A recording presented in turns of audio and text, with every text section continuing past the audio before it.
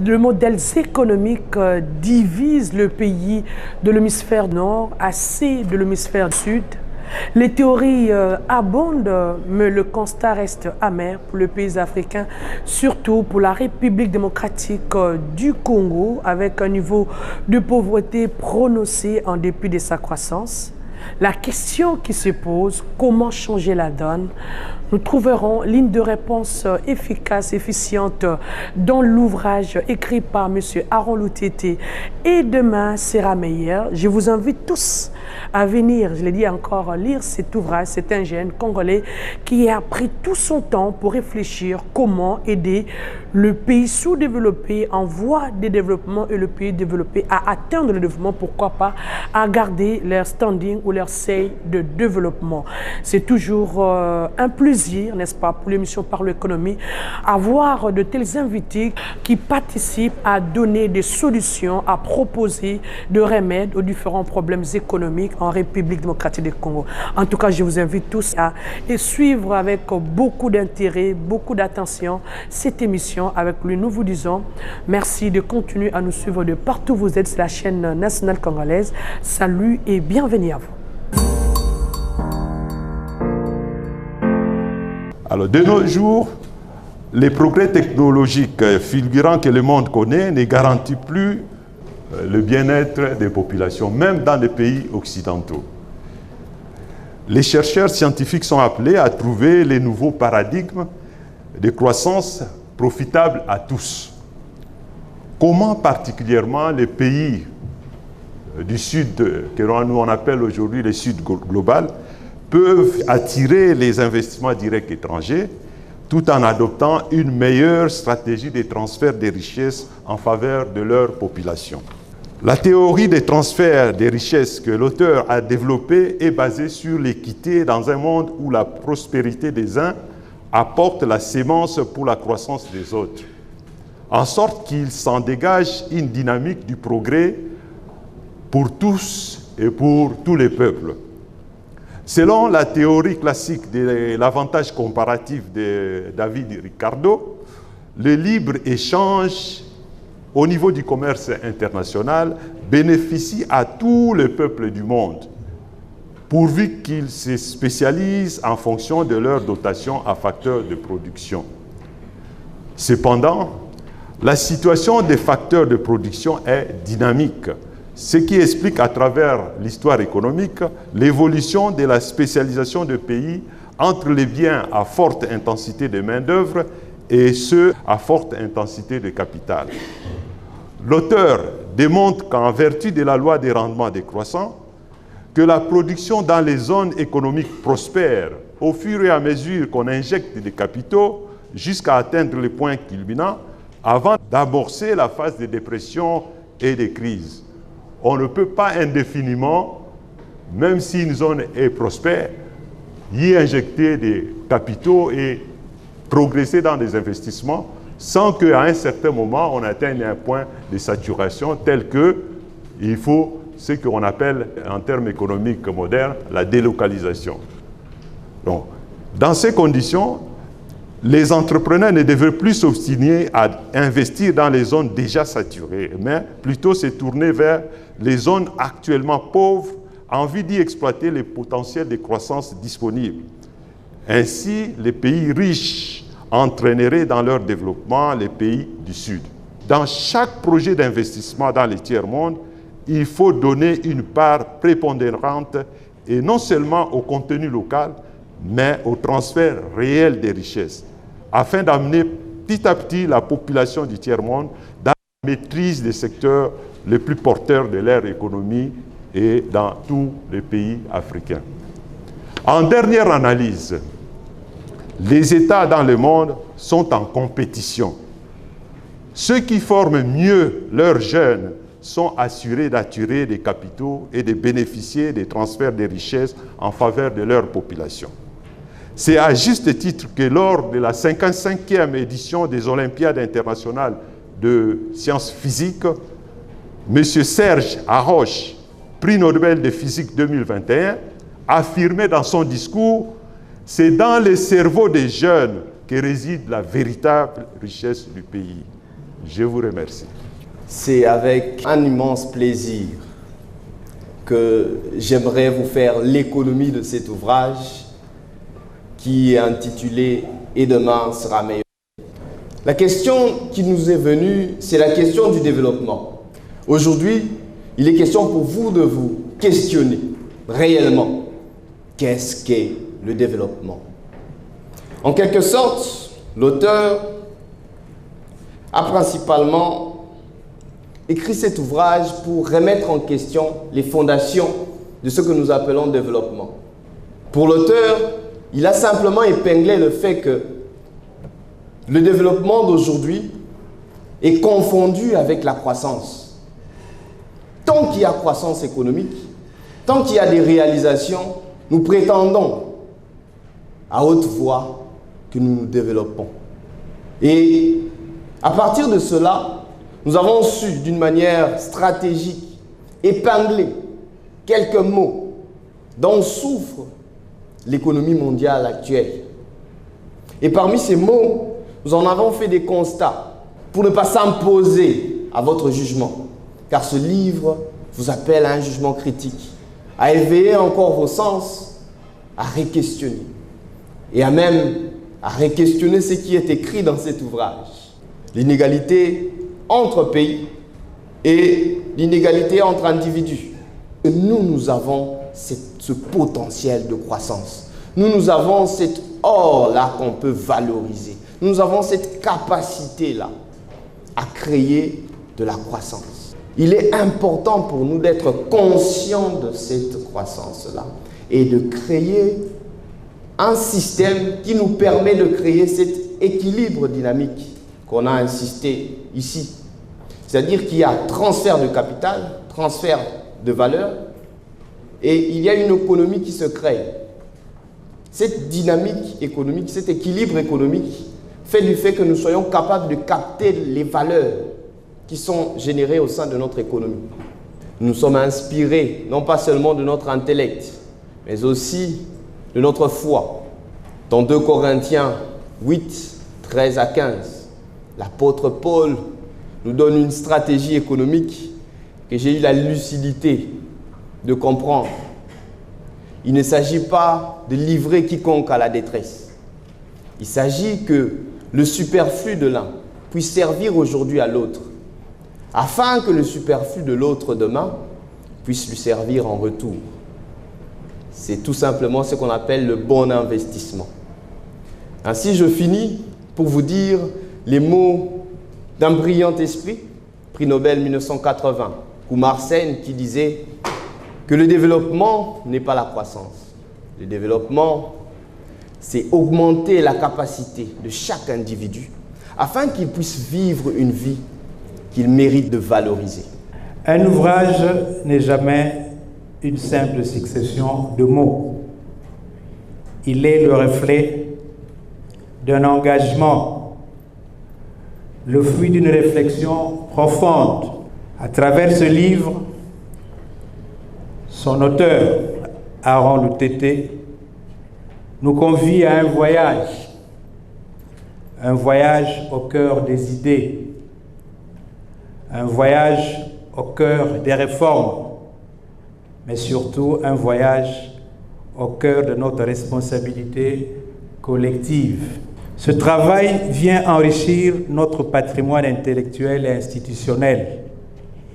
Il éclaire, il interpelle, il propose. Il nous rappelle que le développement de notre cité, de notre pays, de notre société, de notre nation, repose aussi sur la force de la pensée, la rigueur de l'analyse et le courage de l'action. Permettez-moi à cet instant de féliciter chaleureusement l'auteur Aaron Lutete pour la qualité de son travail, pour sa persévérance et pour sa volonté de contribuer par la plume à l'édification de notre société. Puisse cet ouvrage être largement diffusé, largement lu, largement débattu et surtout utile. Puisse-t-il inspirer d'autres initiatives, nourrir nos politiques publiques et renforcer notre engagement en faveur du progrès. Sur ce, et avec toute la solennité requise, je déclare officiellement baptisé ce bel ouvrage et demain sera comment? Meilleur. Que Dieu vous bénisse, je vous remercie. Donc,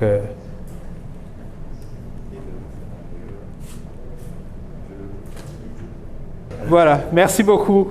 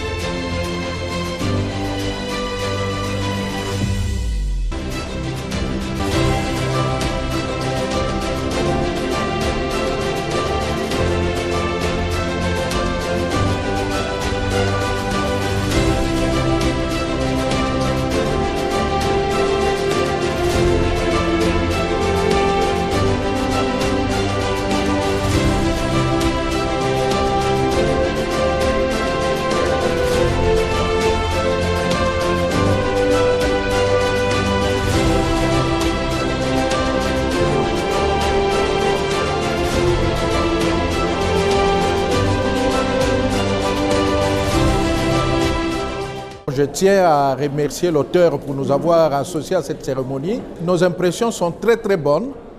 Nous sommes très satisfaits de la qualité du travail et de la thématique qui a été développée dans cet ouvrage. Ce livre est plein de réflexions qui cadrent avec notre besoin en développement en tant que République du Sud. Nous avons le bloc nord qui est suffisamment développé avec des richesses, n'est-ce pas, qu'il convient de transférer à nous autres qui sommes au sud. Notre devise, pas de développement, pas de réformes agraires sans les sociétés coopératives.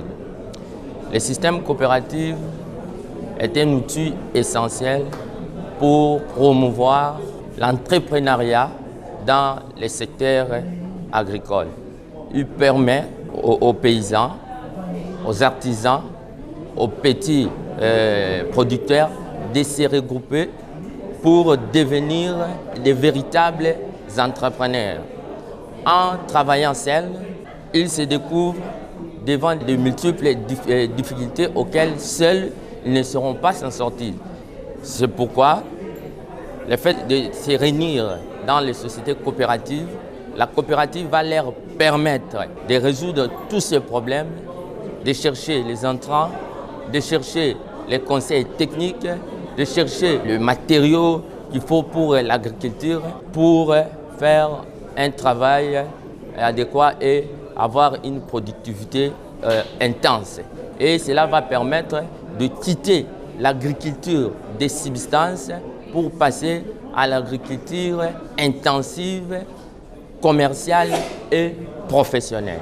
La République démocratique du Congo est membre de l'OADA depuis 2012.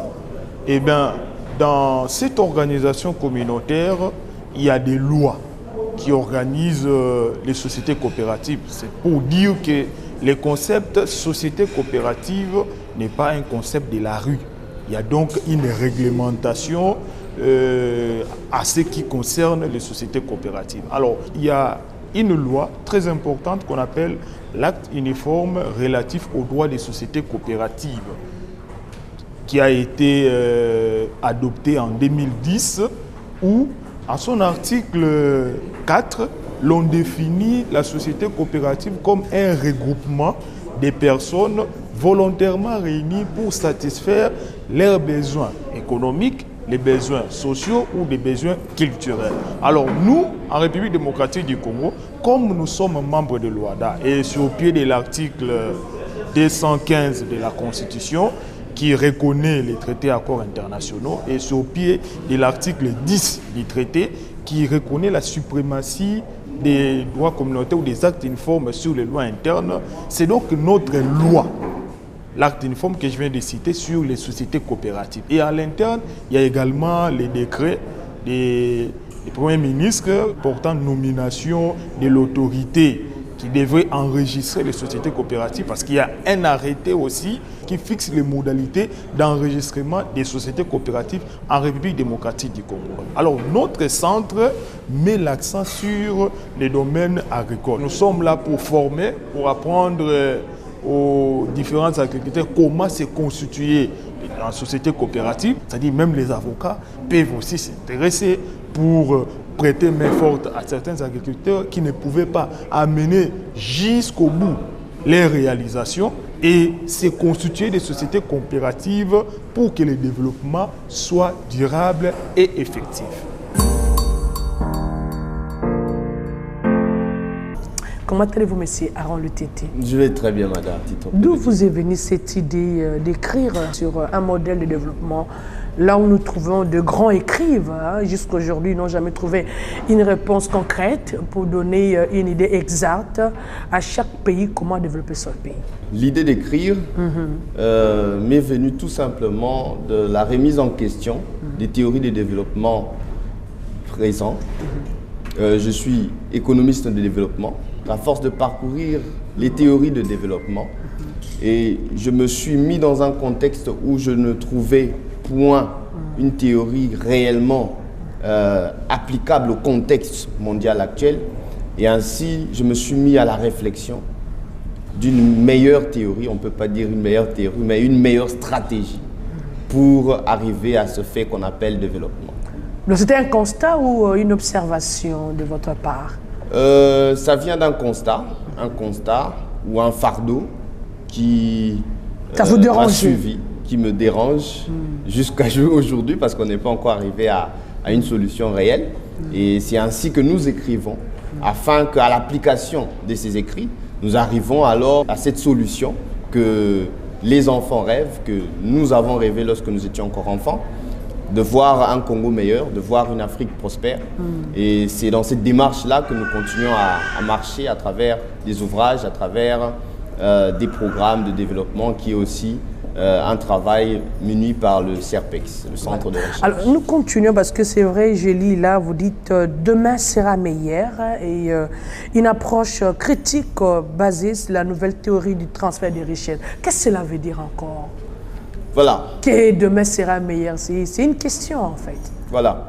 Et demain sera meilleur n'est pas tellement une question, mais c'est une affirmation que demain va être meilleur. Mais qui sera là demain? La question, c'est réellement là l'intrigue du sujet. C'est-à-dire que celui qui lit doit se demander, mais comment est-ce que demain sera meilleur? Voilà. Et qui sera là demain? Une affirmation gratuite. Vous serez là demain, moi je me pose la question. Ben, demain, ça nous appartient tous. Et alors, lorsqu'on parle de ce titre et qu'on donne un sous-titre sur une stratégie, c'est-à-dire qu'il y a des mesures à prendre, c'est-à-dire appliquer une certaine forme de stratégie afin d'atteindre le résultat attendu. C'est-à-dire, lorsque nous parlons de la nouvelle stratégie de transfert de richesse, nous parlons d'une approche nouvelle qui s'axe premièrement sur le transfert de valeur. C'est-à-dire que au lieu que les richesses soient produites d'une certaine manière et puis accumulées dans des zones précises que dans l'ouvrage on a appelé des zones d'accumulation de fortes richesses, il est question pour nous de créer un mécanisme, un système qui permettrait à ces richesses de circuler aux mains d'un maximum de personnes afin de créer encore un plus-value sans aller trop loin il est réellement connu par des recherches scientifiques que 30% des richesses générées dans le monde stagnent quelque part dans des comptes ou bien mises en forme d'immobilisation qui parfois ne produit rien. C'est là que nous avons eu cette opportunité de créer un système qui nous permettrait de créer ce transfert-là qui, sans doute, créera un demain meilleur. D'aucuns estiment que le modèle de développement actuel est en crise. Vous partagez cet avis? Les modèles de développement d'aujourd'hui est en crise, d'une certaine manière. Comment? Parce que, d'une manière générale, aujourd'hui, nous n'avons pas du mal à créer de la croissance. Nous ne sommes pas en crise économique mondiale. La croissance, c'est quelque chose qui est maîtrisé par le système économique mondial actuel. Notamment, nous avons résisté au Covid-19, qui est quelque chose d'incroyable. Cela prouve, d'une manière générale, que le système économique existant a une certaine efficacité. Mais alors, quelle que soit la crise du modèle, le couac se trouve sur le fait que cette croissance générée n'est pas en mesure de créer le développement, c'est-à-dire une transformation des conditions des bases d'une population, d'un pays, ou bien même d'un continent. C'est de là que souffrent les modèles de développement actuels. La croissance est bel et bien là, mais la manière de... capacité de créer le développement. Voilà. Donc vous estimez que, je ne sais pas, on va peut-être parler aussi avec l'accompagnant, n'est-ce pas, de l'auteur, parce Évidemment. que vous tous faites partie du centre, j'ai dit encore, de recherche, n'est-ce pas, pour la promotion de l'économie coopérative et solitaire. Vous avez pu sortir ces fruits. C'est en fait pas le premier, mais c'est Lutete Albert avait déjà écrit aussi des livres sur l'économie coopérative. Mais vous sortez un peu de l'économie coopérative, vous parlez du développement. Alors vous qui l'accompagnez, parce qu'on aimerait comprendre cela. Aujourd'hui, on dit c'est vrai, ils estiment que le modèle aujourd'hui est en crise, ça ne permet plus, n'est-ce pas, de développer le pays. Vous aussi, vous partagez cet avis comme M. Aron venait de l'expliciter. Oui, nous partageons cet avis par le fait que il y a la croissance, je peux dire, théorique. Elle est théorique. Oui, il y a pas de croissance. Elle n'est pas concrète, elle n'est pas réelle. Donc, théorique dans le sens que, en principe, l'objectif d'une économie, c'est le bien-être. C'est-à-dire que lorsqu'on parle de croissance, ça doit aboutir à cet objectif-là d'une économie qui est le bien-être. Mais lorsqu'on regarde, c'est comme l'auteur l'a dit, lorsqu'on regarde par rapport aux résultats, on parle de croissance et la croissance chiffrée en termes de chiffres, ça existe. Mais lorsqu'on regarde maintenant au niveau des répercussions de cette croissance-là, au niveau de la population et consorts, on trouve qu'il y a encore un souci. C'est pourquoi l'auteur est en train de nous proposer certaines solutions qui peuvent faire en sorte que, au-delà du modèle, de l'ancien modèle de développement, que nous puissions cette fois-ci intégrer cette nouvelle donne qui peut faire en sorte que nous puissions vraiment vivre, lorsqu'on parle de croissance, que ça puisse se répercuter partout et que tout le monde puisse vivre vraiment la croissance et ces développements-là. Et c'est possible parce que l'auteur a trouvé une solution par rapport à ça. Nous avons un peu eu le temps de parcourir les livres et à quelque part vous dites, vous acquisez, je dis encore, les théories traditionnelles de développement et à la place vous proposez la redistribution des ressources ou des richesses. Pouvez-vous réellement nous expliquer cela de façon concrète, claire et précise? Dans l'ouvrage, nous avons essayé d'apporter un sens critique sur les méthodes de redistribution actuelles qui sont principalement les taxes et les impôts. D'une manière générale, cet outil étatique est souvent contourné. Il y a des personnes qui sont capables de créer un circuit d'invasion fiscale et d'autres sont parfois pas structurés en République démocratique du Congo où nous avons un secteur informel qui est très prononcé. Et la taxe, d'une manière générale, n'arrive pas réellement à produire ses fruits. D'autant plus que lorsque l'État doit redistribuer, il tient compte premièrement de ses priorités ou de son plan gouvernemental. Mais alors, les populations ont des besoins qui sont concrets et vrais, qui doivent être répondus. Et cette méthode-là n'arrive pas à répondre de manière idéale aux besoins des populations. Les populations sont parfois incapables d'interagir avec les politiques ou les plans, les programmes d'investissement.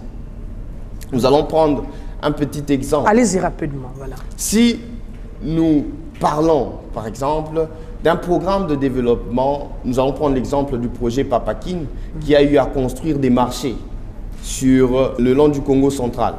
Il y a une remarque qui est très claire et que lorsque vous allez sur le long du Congo central, ce marché ne sont même pas utilisés.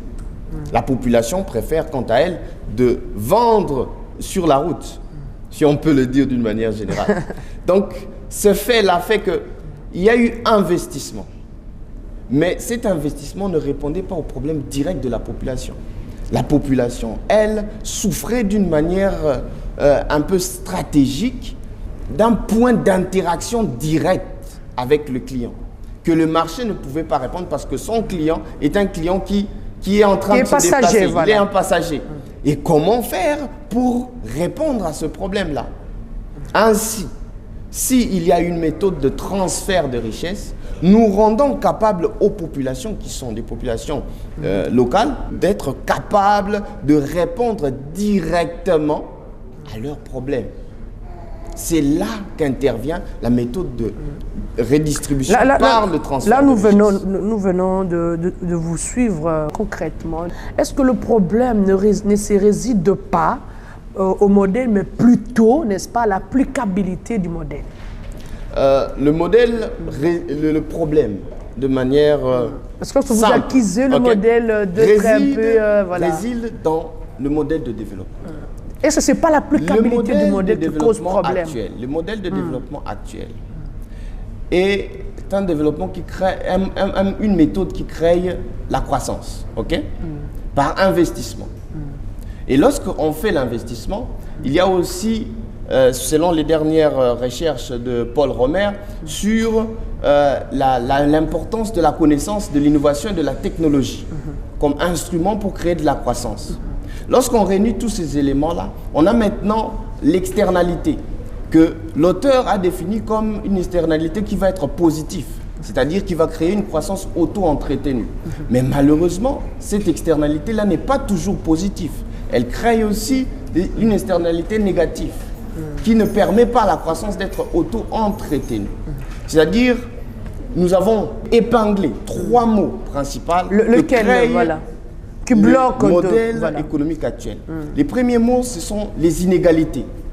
Tout simplement le fait que l'accumulation des richesses générées par cette croissance-là est principalement focalisée sur un seul secteur ou une seule zone ou une partie de la population. Une statistique du Crédit Suisse déclare clairement que 48% de la richesse mondiale appartient à 1% de la population mondiale. C'est aberrant d'avoir ce genre de statistiques. Et je ne vous laisse pas là. En 2018, par exemple, nous avons une croissance qui a été créée de plus de 42 000 milliards et 82% de cette richesse a été captée par 1% de la population mondiale. Et ces faits criants créent ce qu'on appelle la pauvreté malgré la croissance. Et tout simplement, un exemple, c'est notre pays. Nous avons plus de 5% de croissance depuis plusieurs années. Notre taux de pauvreté a quitté de 60% en 2022 et les récentes statistiques du ministère du Plan déclarent que le taux de pauvreté est à 67%. Nous voyons là un mot qui est entaché de ce modèle de développement. Au-delà de ce modèle de développement, il y a la dépendance à l'emprunt. C'est-à-dire que les pays, pour garder leur hégémonie et aussi pour garder le rythme effréné du mouvement du développement, doivent parfois emprunter. Et aujourd'hui, la dette mondiale est à 92% du PIB. Et cette dette mondiale permet que certains pays comme la République démocratique du Congo ne puissent pas réellement jouir des bénéfices de leur croissance. Et parfois sont contraints à appliquer certaines politiques de développement qui ne sont pas les leurs. À cause, premièrement, du recours aux autres financements, notamment les financements internationaux. Moi, je reste convaincu. Le problème peut être aussi l'applicabilité l'adaptation, n'est-ce pas, de modèles traditionnels? Bon, le problème n'est pas seulement le problème d'adaptation. Le problème, c'est vraiment une réalité. Le problème peut être un problème d'adaptation ne peut pas durer, en quelque sorte. Si c'est un problème d'adaptation, mais lorsque le modèle ne pas soit connu concrètement, n'est-ce pas, la population, comment ils vont l'adapter, ou surtout aux dirigeants? Je peux tout simplement rebondir sur la question en disant que le problème du modèle de développement n'est pas seulement un modèle africain. Si c'était un problème d'applicabilité, ça allait être peut-être un problème africain. Mais aujourd'hui, nous avons des pays en Europe qui souffrent des mêmes problèmes, c'est-à-dire les inégalités qui sont prononcées, le taux de pauvreté qui augmente, et aussi nous avons la dette. Des pays comme le Japon, c'est la dette privée. C'est-à-dire des gens arrivent à se suicider à cause des dettes. Nous avons des pays comme les États-Unis qui est endetté, même si sa dette elle est interne d'abord, mais ce sont des dettes prononcées. Aujourd'hui, nous avons une Europe qui est affaiblie. Pourquoi? Parce qu'elle a créé une forme de dépendance dans son système économique qui fait qu'elle n'a pas l'hégémonie de prononcer sur le sort de l'Europe de demain. Aujourd'hui, donc vous pensez que les failles sont partout? Les inégalités. Donc les failles ne sont pas seulement au Congo. Les inégalités, la dette de ces modèles, la pauvreté, ce sont des maux que souffrent tous les pays du monde. Même les grands pays aujourd'hui sont les pays développés. Oui, on peut dire les pays développés. Parce que le développement, c'est un processus continu. Voilà. On ne peut pas arriver au développement et rester statique. Et aujourd'hui, nous voyons une guerre effrénée aux ressources. Pourquoi? Parce que ces pays-là savent qu'ils doivent continuer la démarche pour ne pas tomber. Et si nous ne rattrapons pas ce chemin-là, en adoptant un système qui nous permettra de pallier les différentes anomalies qui sont internationales, si je peux dire mondiales, dans les systèmes de développement, nous ne pourrons pas prendre cette marche d'élan qui nous permettrait de prendre l'avance sur d'autres pays. Nous continuons. Comment pensez-vous concrètement, n'est-ce pas, permettre la circulation dynamique des ressources dans le pays comme la République démocratique du Congo, tel que votre modèle le propose?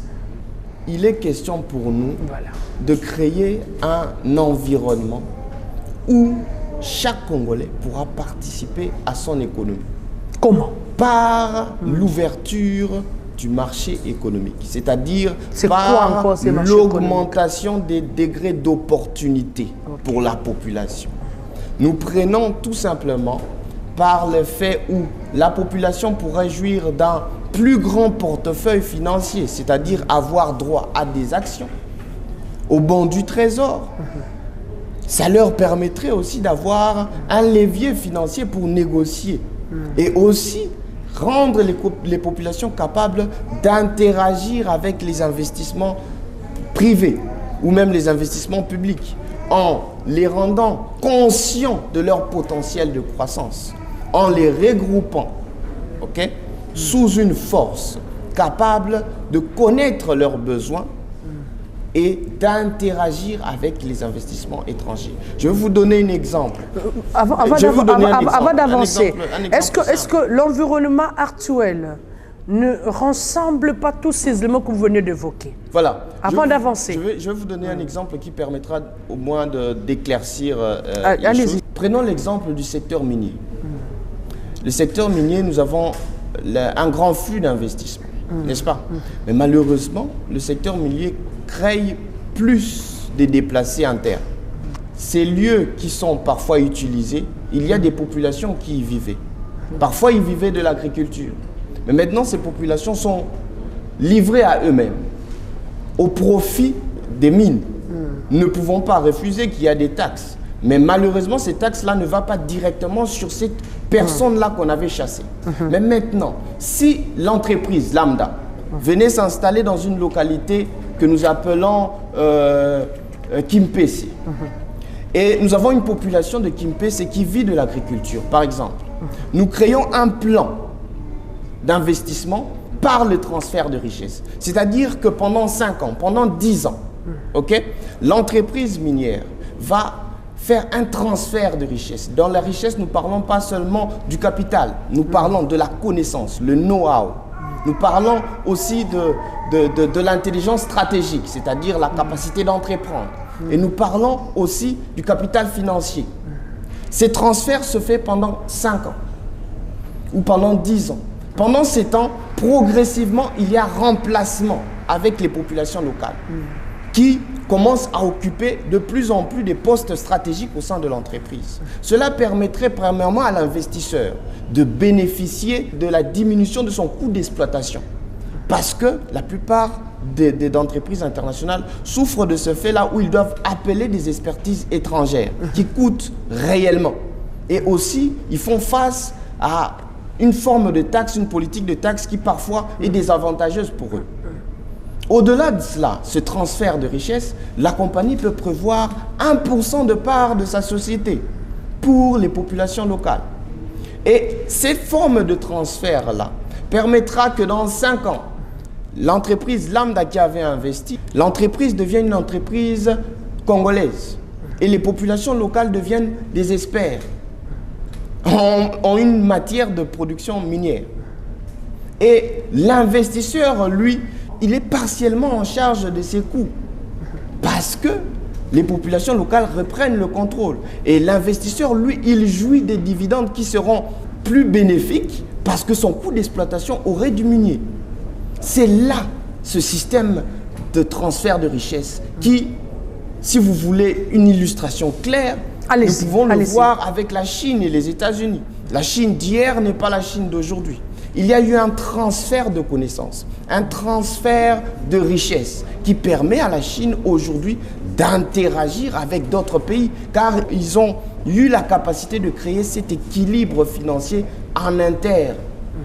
C'est réellement là l'impact du transfert de richesses. Nous le savons tous aujourd'hui, économistes ou pas, que le pays développé crée des crises pour maintenir les standings de développement. Ne pensez-vous pas que c'est là leur faiblesse, plutôt le modèle qui reste un modèle traditionnel qui n'a plus de fécitaire? Oui, effectivement, c'est ce que vous dites, c'est ce que aussi l'auteur du livre est en train d'insister dans les livres. C'est-à-dire que les puissants d'aujourd'hui, ce sont ceux qui ont compris que on ne doit pas être limité. On ne doit pas être limité, on doit continuer à réfléchir sur les faiblesses de politique et stratégie. Donc, il crée de crises pour maintenir la situation. Du reste, ça peut être ne pas le modèle, mais plutôt leur stratégie pour garder leur standing de développement. Je n'aborde pas comme vous, mais je dirais que eux sont en train de réfléchir sur comment faire pour rester et demeurer forts. Alors, c'est par rapport à tout cela que l'auteur est en train de dire qu'il y a possibilité de changer la façon de faire, la façon de percevoir le développement. C'est-à-dire, la manière qu'on percevait le développement par les temps, juste si nous regardons les cas de notre pays, ça n'a pas évolué. Si nous continuons à maintenir le même modèle pendant des années, les choses ne vont pas évoluer. C'est-à-dire qu'on doit faire comme les autres, comme l'auteur a dit, par rapport à la Chine. Qu'est-ce que la Chine avait fait en quelque sorte? C'est-à-dire que la Chine avait envoyé les jeunes pour aller dans des grandes écoles, pour apprendre la technologie. Et c'est par rapport à toutes ces capacités intellectuelles et expérimentales qu'ils ont amené cela dans leur pays. Et ce qui fait qu'aujourd'hui, on parle de la Chine. Ce qui s'est passé en Chine, c'est-à-dire qu'il y a des capitaux américains, européens qui sont installés en Chine. Pourquoi? Parce que pour fuir la main-d'œuvre qui coûtait très cher chez eux. Et en Chine, la main-d'œuvre n'était pas très chère. Et lorsqu'ils sont arrivés là-bas, ils ont installé leurs industries. Les Chinois ont commencé à apprendre ce que ces gens-là faisaient. Et eux-mêmes ont commencé à créer leurs propres entreprises. Et aujourd'hui, on parle de la Chine. C'est-à-dire qu'il y a une grande possibilité que si, dans notre pays, nous utilisons ce modèle-là, l'auteur parle de transfert de richesses. Il dit très bien que le transfert-là, ce n'est pas seulement les richesses en soi d'argent financier. C'est-à-dire même au niveau intellectuel, au niveau de l'expérience professionnelle, l'expérience par rapport à certaines découvertes, par rapport à la façon de faire les choses. Et cette expérience va faire que demain nous puissions voir les choses changer. Dans le livre, vous dites clairement que le développement n'est pas une solution finale, plutôt un processus. Qu'est-ce que cela veut dire? Tout simplement... Parce que l'idéal de tout le pays, c'est atteindre ces standings-là, ces niveaux, ces seuils de développement. Vous dites non, ce n'est pas une solution, mais plutôt une process, comme les Anglais le disent. Déjà, lorsque nous regardons l'histoire de l'homme, nous appelons le cycle de l'histoire, c'est-à-dire qu'il y a toujours l'apogée et le déclin. Alors, ce cycle est continu jusqu'à nos jours. Le développement n'est pas de manière concrète un état fixe, c'est-à-dire que ce n'est pas le fait d'arriver à un certain standard qui t'empêcherait de reculer. Le développement est une démarche continue vers l'excellence. En managérial, on appelle ça l'amélioration continue. Mais d'une manière étatique ou bien d'une manière humaine, on peut simplement dire que le développement, c'est un processus continu vers le bien-être collectif. Parce que le bien-être collectif est un sujet relatif, où chaque individu devra définir à un moment donné son bien-être. Et ce bien-être-là est souvent pas facteur réellement d'une condition ou d'un standard mis en place par la culture ou bien la société.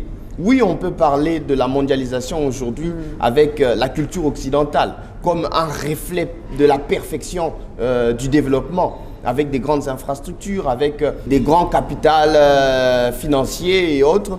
Mais en général, ces facteurs-là doivent résoudre le premier problème de l'homme, qui est le bien-être collectif.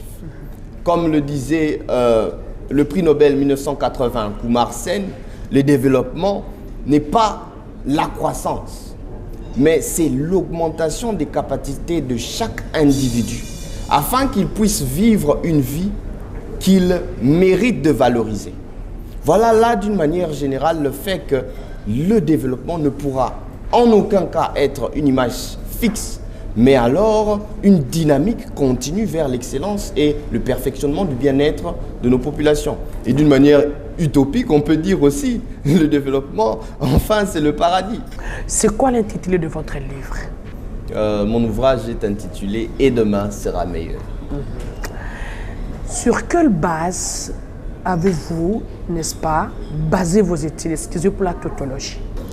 Mes études ont été principalement basées sur les recherches de Paul Romer et de l'économiste Lucas, qui ont parlé de rational expectation, excusez-moi de parler en anglais, c'est-à-dire la capacité de quelqu'un de prévenir quelque chose par rapport aux différents faits, voilà, anticiper par rapport aux faits économiques.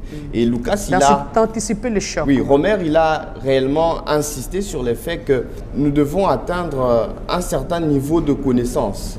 Et ce niveau de connaissance-là n'est pas, ou un facteur technologique croissant, ces facteurs-là n'est pas atteignable. C'est-à-dire, sur ces mesures-là, j'ai aussi fait une critique sur leur modèle et trouvé aussi ma part sur cette théorie et inscrit le concept du degré d'opportunité, que j'ai défini comme le niveau auquel l'économie s'ouvre pour la population. C'est dans ces différentes bases-là que nous avons su dégager la stratégie nouvelle de transfert de richesse. Oui. En voyant aujourd'hui la République démocratique du Congo, son niveau de pauvreté, sa croissance, si on devait entrer, comme vous l'avez dit, dans le processus de développement, par où devons-nous commencer et que devons-nous faire concrètement? La première des choses, c'est être conscient de ce que nous sommes. La première des choses, c'est de connaître... Mais pourquoi vous baissez la voix? La première des choses, c'est être conscient. Vous avez un problème avec ma question? Mais pour bien parler à mes auditeurs, je dois les expliquer avec douceur. C'est là que j'étais un peu en train d'adoucir. J'ai besoin que vous réfléchissez en même temps. Oui. D'une manière générale, je sais que ce que nous aimons, c'est... Voilà, nous allons commencer avec les transports, nous allons commencer avec l'infrastructure, nous allons commencer avec... Tous ces différents éléments sont bien bons. Mais la première étape, c'est premièrement que la population soit consciente de son potentiel de croissance, de ses capacités. et qu'elle soit capable d'utiliser ces capacités-là, peu importe l'investissement ou bien le choc économique qui est devant elle. Donc c'est de cette base-là que nous commençons un développement, c'est-à-dire des individus aguerris de leurs connaissances et capables de travailler ensemble pour créer un lendemain meilleur, non pas seulement pour eux-mêmes et pour leurs besoins, mais aussi pour les besoins futurs. Quel est le secteur par lequel la RDV est boosté de manière stratégique pour se lancer au développement au rapide? Nous, au CERPEX, nous pensons clairement que le secteur stratégique de la République démocratique du Congo, c'est le secteur agricole. Pourquoi? Parce que la plupart des populations sont dans ces secteurs-là et ils opèrent dans ces secteurs, malgré qu'ils sont informels. C'est sur base de cela que nous pouvons parler de l'industrialisation. Parce que lorsque nous regardons l'historique de l'industrialisation, nous avons premièrement la révolution mécanique de l'agriculture. Et à partir de là, nous passons à une forme d'industrialisation, de production de masse.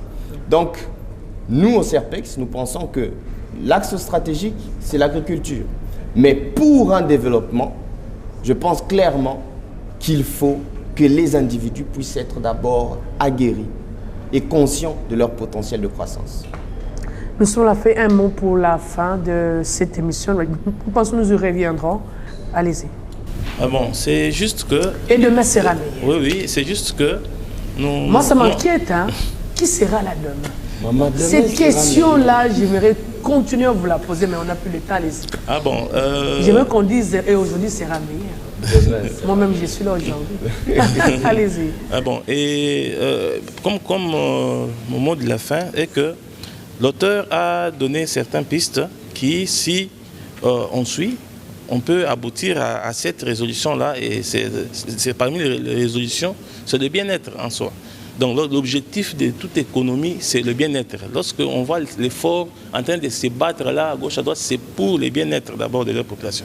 Donc je pense qu'à notre niveau, si on met en pratique ce nouveau modèle que propose l'auteur, il y aura, qui résulte sur les transferts de richesses, nous allons aboutir au bien-être de la population. Ça, c'est de un. Et de deux, nous, en tant que CERPEX, nous estimons que le domaine dont on devrait s'y pencher, c'est l'agriculture. Parce que l'agriculture, de la préparation des terres jusqu'au produit fini, transformé, c'est des emplois et des emplois stables. Et nous, on continue à dire que c'est en se basant sur les sociétés coopératives, en créant des sociétés coopératives dans les domaines agricoles, nous allons aboutir à cela. Donc, on est content de l'ouvrage et comme les gens disent toujours, bon, il y a trop de théories, tout ça. Même la pratique là doit venir de la théorie. Même lorsque Dieu a dit créer l'homme avant de créer l'homme, il a d'abord commencé par une théorie. Il a dit créer l'homme à notre image. Ensuite, on a créé l'homme. C'est-à-dire que si on se tient à écouter les idées venant des uns et des autres, surtout au CERPEC, qui est un centre de recherche avec tout ce qu'il y a comme expert, entre autres l'auteur du livre d'aujourd'hui, nous allons aboutir à un lendemain meilleur pour tout le monde. Merci beaucoup. Merci. Un mot de la fin pour aujourd'hui. Un mot de la fin.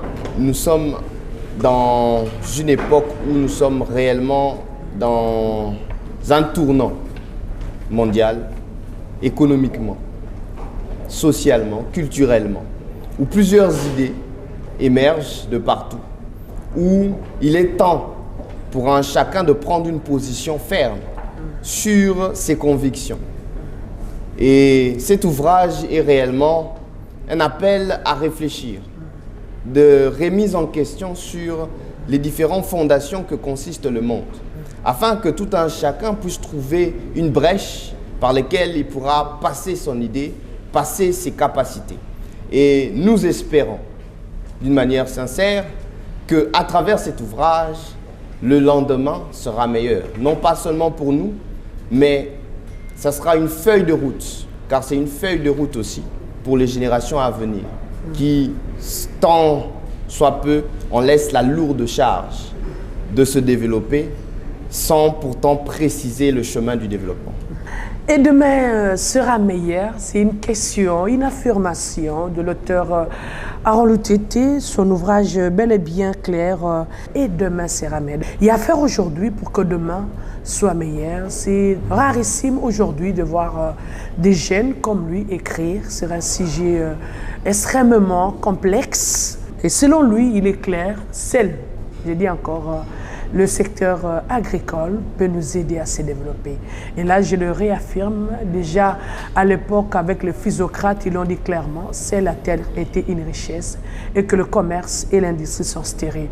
Et vous allez encore comprendre dans son ouvrage, il dit c'est vrai, le modèle actuel traditionnel peuvent être bons, mais ce qui importe plus, c'est revoir notre manière de redistribuer les ressources et les richesses. Ce sont là le mot aujourd'hui de l'auteur et demain sera meilleur, Aaron Lutété. Nous allons continuer cette série d'émissions parce que le sujet reste ouvert. L'auteur a tellement écrit les différentes théories, les différentes façons de réfléchir, de revoir les différents modèles de développement.